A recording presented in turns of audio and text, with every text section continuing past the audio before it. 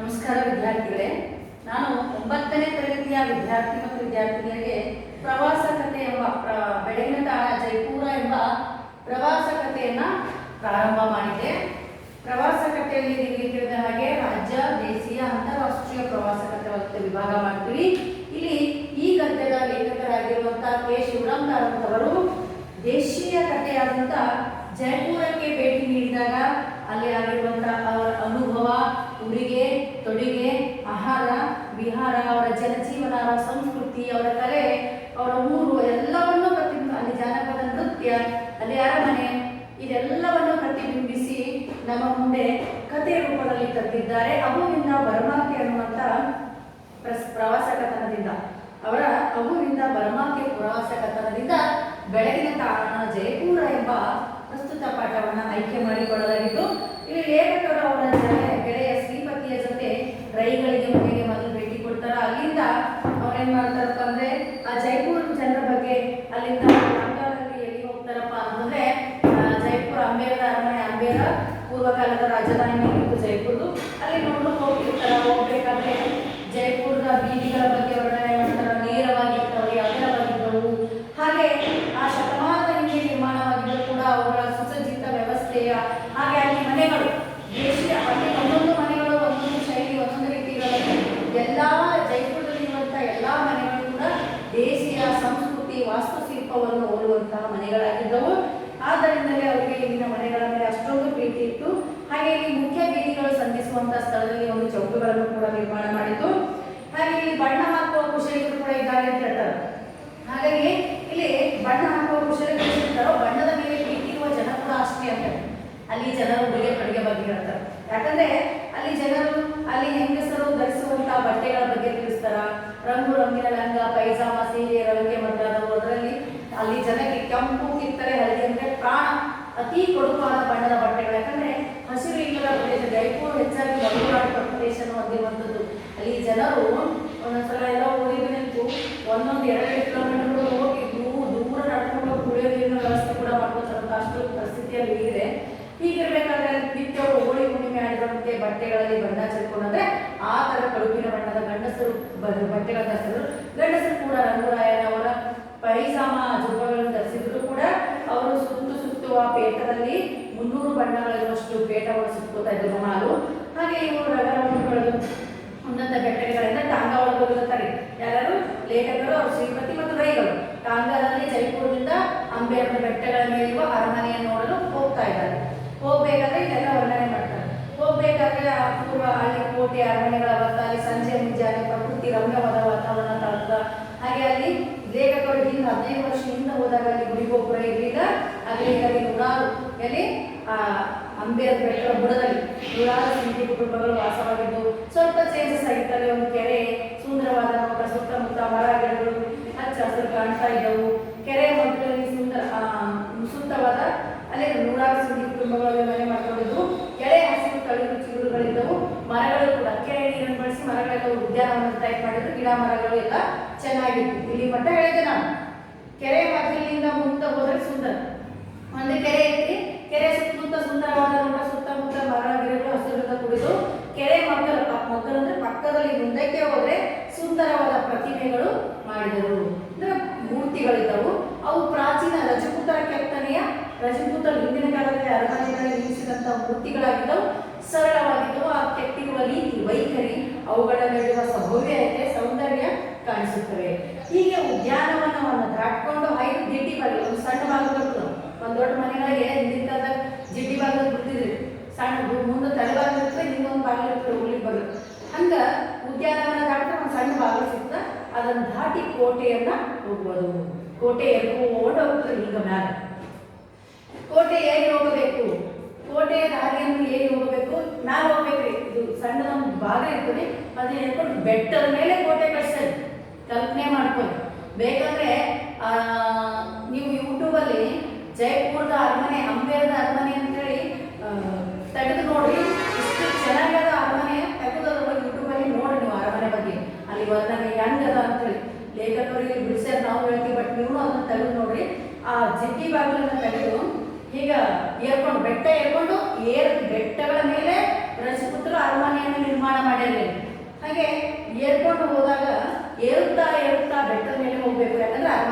ಕಲ್ಲು. ಏರುತ್ತಾ ಹೋದಂತೆ ಕೆಳಗಿನ ನೋಟ ರಮಣೀಯವಾಗುತ್ತಾ ಹೋಗ್ತದೆ. ಉದಾಹರಣೆಗೆ ನೀವು ಯಾರಾದ್ರೂ ವಿದ್ಯಾರ್ಥಿಗಳು ಕೇಳ್ತಿದ್ದಾರೆ, ನೀವು ಯಾರಾದ್ರೂ ಬಿಜಾಪುರದ ಗೋಲ್ ಗುಂಬಜ್ ನೋಡ್ಬೋದು. ನೋಡಿದಾಗ ನಾವು ಮ್ಯಾಲ ಸುಂದರ ರೌಂಡಾಗಿ ಹೋಗಿಂತ ಕೆಳಗೆ ನೋಡಿದಾಗ ಇಷ್ಟೇ ಕಾಣಿಸ್ತಿರ್ತಾರೆ ಮನುಷ್ಯ. ಕೆಳಗೆ ನೋಡ ಹೆಂಗ ಒಂಥರ ಭಯಂಕರವಾಗಿರ್ತದೆ, ರಮಣೀಯವಾಗಿರುತ್ತೆ. ಬೆಟ್ಟದ ಬೆಟ್ಟಗಳಿಂದ ಕೆಳಗಿನ ಗುಡ್ಡಗಾಡು ಪ್ರದೇಶ ನೋಡಿದಾಗ ಹೆಂಗಾಗಿರ್ತದೆ.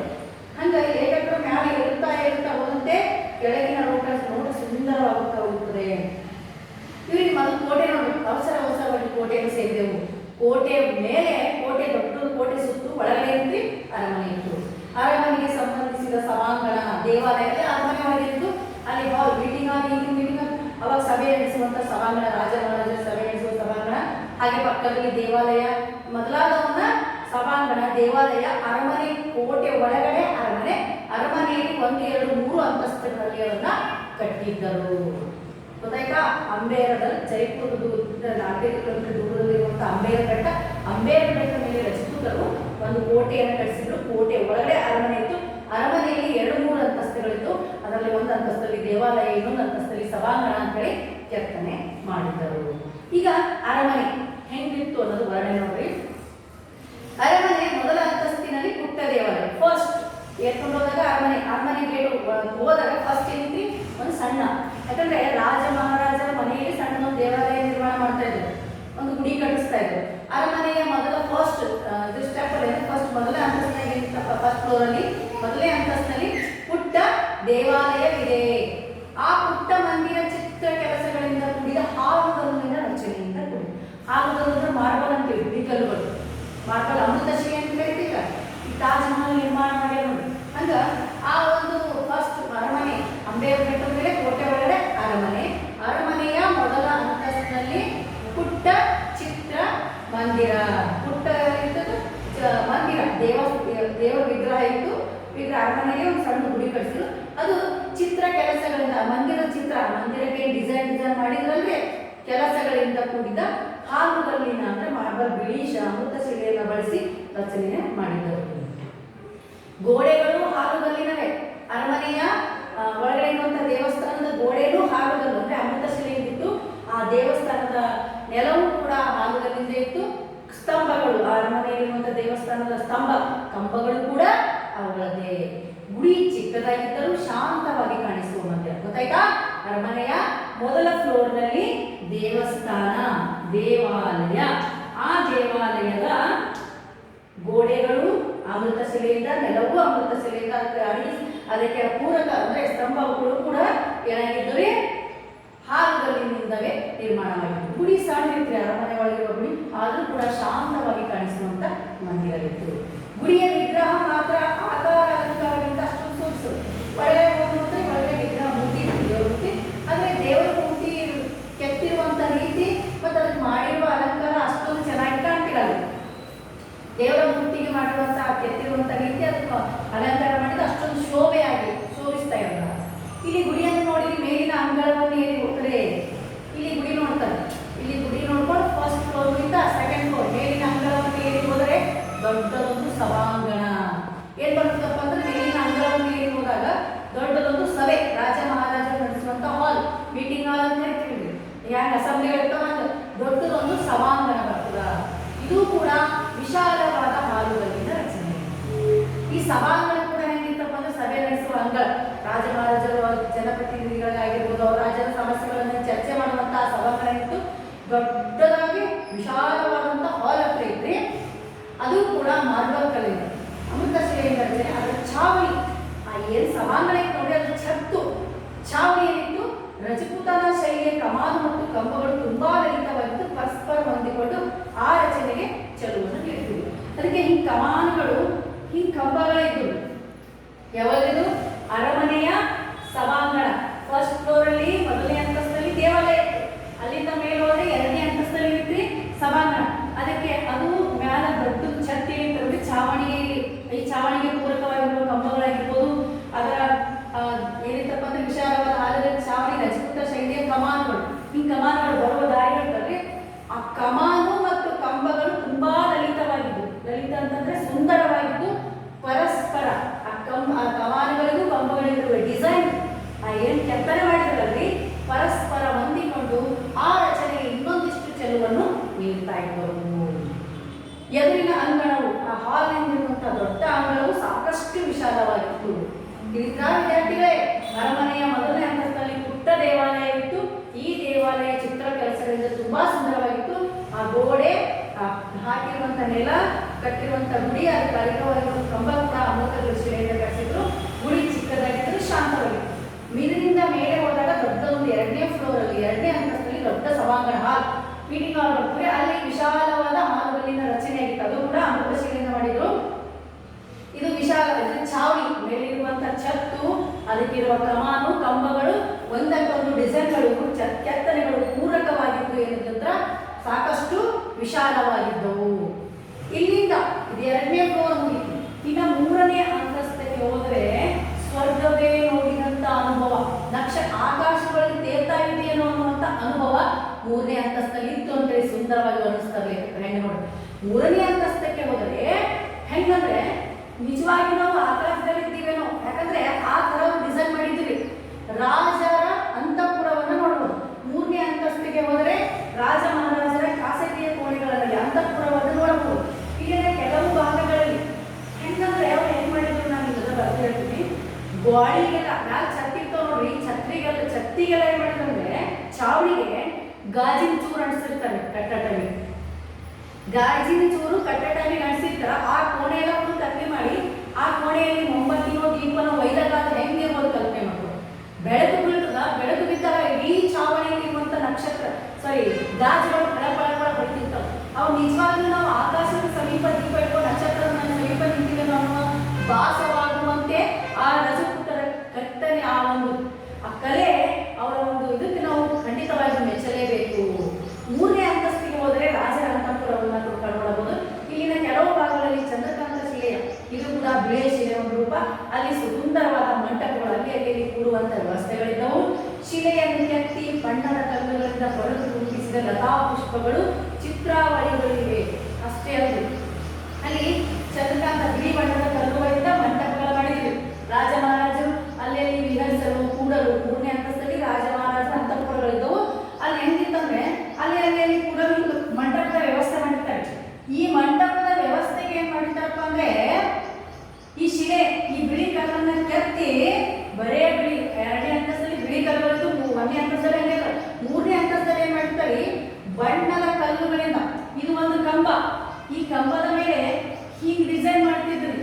ಈ ಕಂಬದ ಮೇಲಿನ ಡಿಸೈನ್ ಹೀಗೆ ಮಾಡಿ ಈ ಡಿಸೈನ್ಗಳಿಗೆ ಬಣ್ಣದ ಕಲ್ಲು ತುಂಬಿಸಿ ನಿಜವಾಗ್ಲೂ ಕಂಬದ ಮೇಲೆ ಬಳ್ಳಿ ಹರಿದದೇನೋ ಅನ್ನುವಂತೆ ಲತಾ ಪುಷ್ಪಗಳು, ಲತಾ ಅಂದ್ರೆ ಬಳ್ಳಿ, ಪುಷ್ಪ ಅಂದ್ರೆ ಹೂವಿನ ಬಳ್ಳಿಗಳ ಚಿತ್ರಾವಳಿಗಳು ಕೂಡ ಇದ್ದವು.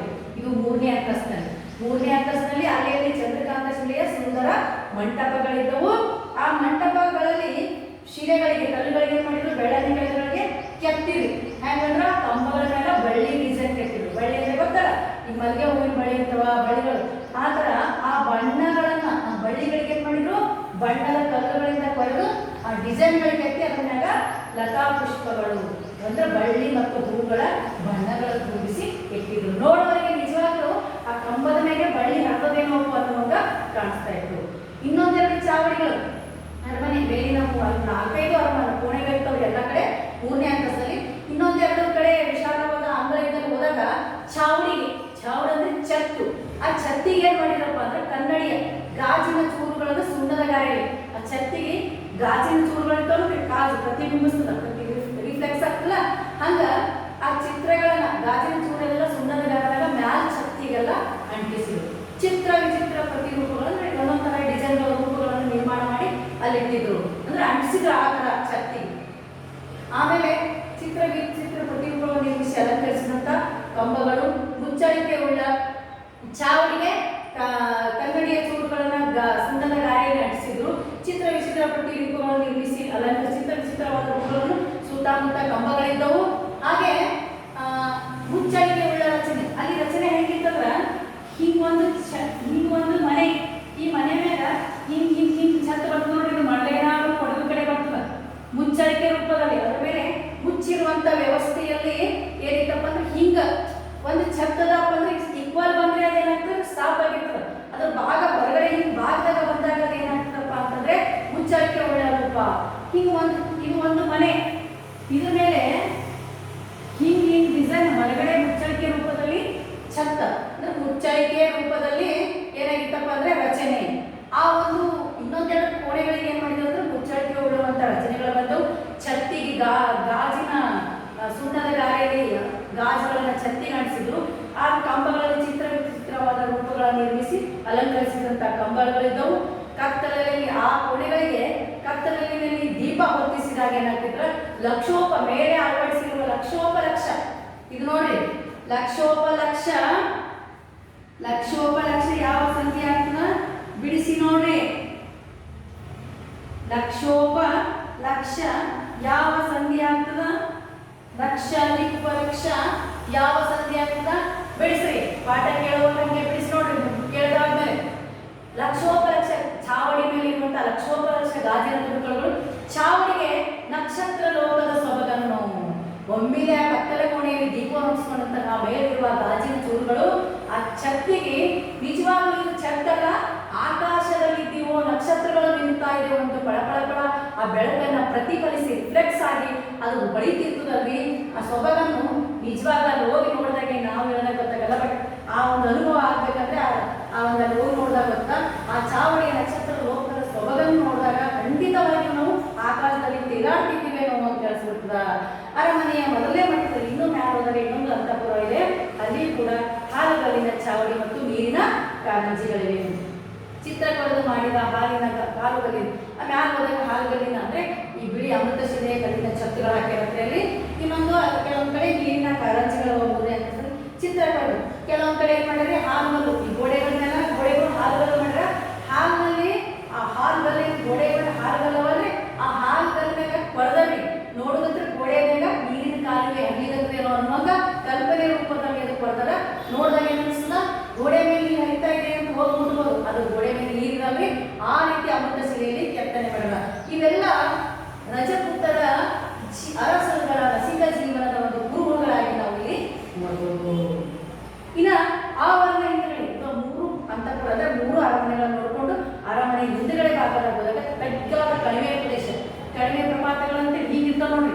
ಹೀಗಿರುವಂತ ಬೆಟ್ಟದ ಕೆಳಗಡೆ ಕಣಿವೆ ತಳದಲ್ಲಿ ಒಂದು ದೇವಾಲಯ ಕಾಣಿಸ್ತದ. ಅದುವೇ ಮೀರಾಬಾಯಿ ರಜಪೂತ ಮನೆತನದ ಸೊಸೆಯವರು ಅಂದ್ರೆ ಗಿರಿಧರ ನಾಗರನ್ನ ಪೂಜಿಸಿದವಳು ಅಂದ್ರೆ ಕೃಷ್ಣನ ಪರಮ ಭಕ್ತಿ ಆಗಿರ್ತಾಳ.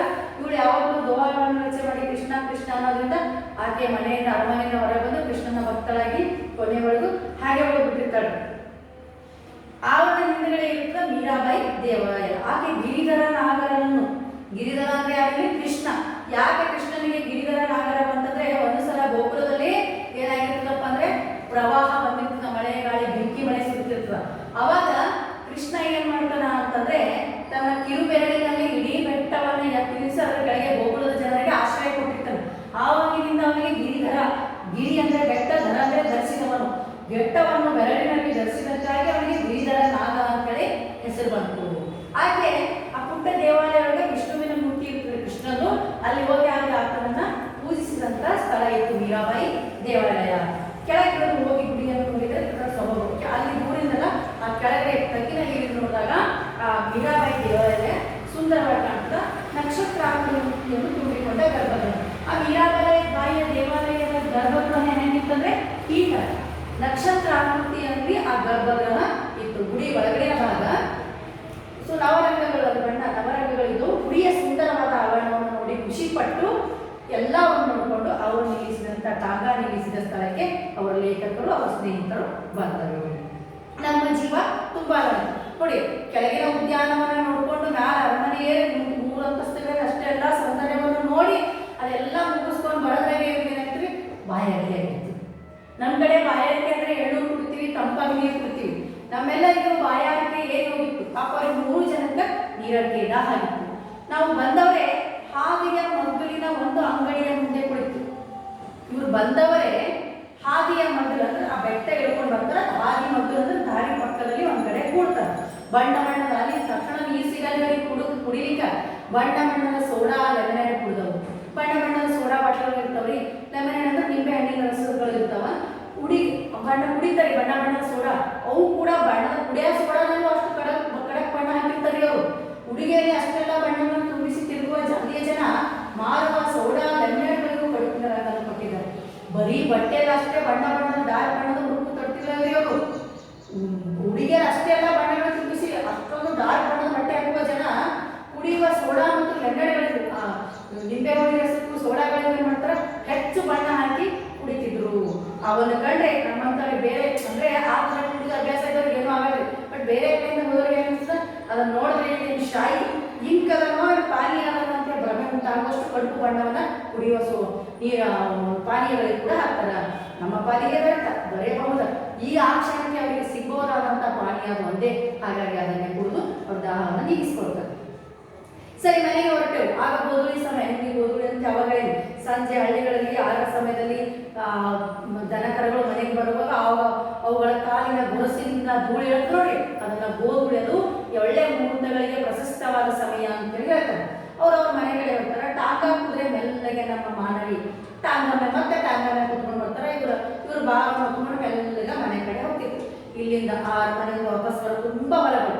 ಬರುವಾಗ ನೋಡ್ತಾರೆ ಎಲ್ಲಾ ಕಡೆ ಹೊಲಗಳಲ್ಲಿ ಕೋಳಿ ಕಾಗೆಗಳಿಗಿಂತ ಅಗ್ಗವಾಗಿ ಕಾಣಿಸುವ ನವಿಲು. ಆ ಹೊಲಗಳು ನೋಡ್ತಾರೆ. ಆಕ್ಚುಲಿ ಆ ಹೊಲಗಳಲ್ಲಿ ಮುಂಜಾನೆ ಮತ್ತು ಸಂಜೆಯಲ್ಲಿ ನವಿಲುಗಳು ಹೊರ ಬರ್ತಾವೆ.